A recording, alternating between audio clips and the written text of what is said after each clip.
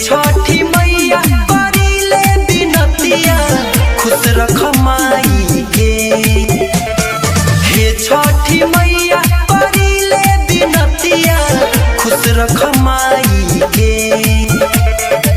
तुहरे लकैले बारी छठ के बरतिया सुनी लए छठी माई बेटावा के बतिया कही सिरे झुकाई के।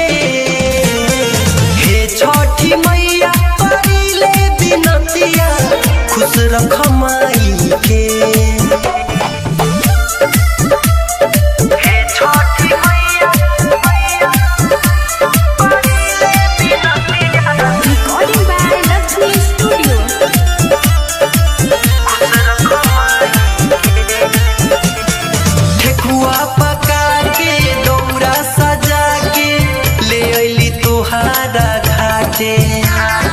भूखे पियासे करस बरतिया एको दाना ना खाके।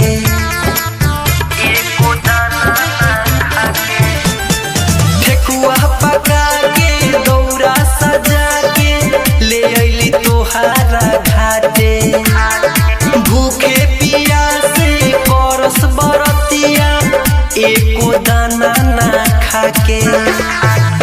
हमरे लफरले बिया माई एगो कोसिया हरली ह दुख सारा होई जवन बसिया बात सोच बताइले। हे छठी मैया करीले बिनतिया खुश रख माई के। हे छठी मैया करीले बिनतिया खुश रख माई के।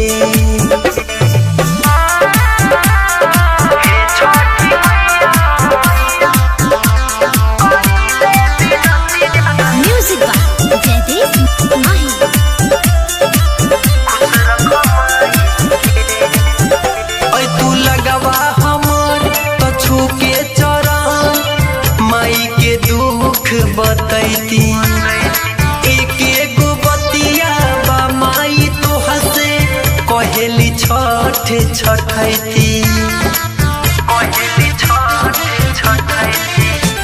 तू लगवा हमर तो छूके चरण माई के दुख बतैती। एक एगो बतिया बा माई तो हसे कहेली छठ छठैती। तू एगो माई हो हे छठी माई बेटा के बात जानी जई हो भुलाई सच कहिले गाई के। हे छठी मैया करीले बिनतिया खुश रख माई के। हे छठी मैया करीले बिनतिया खुश रख माई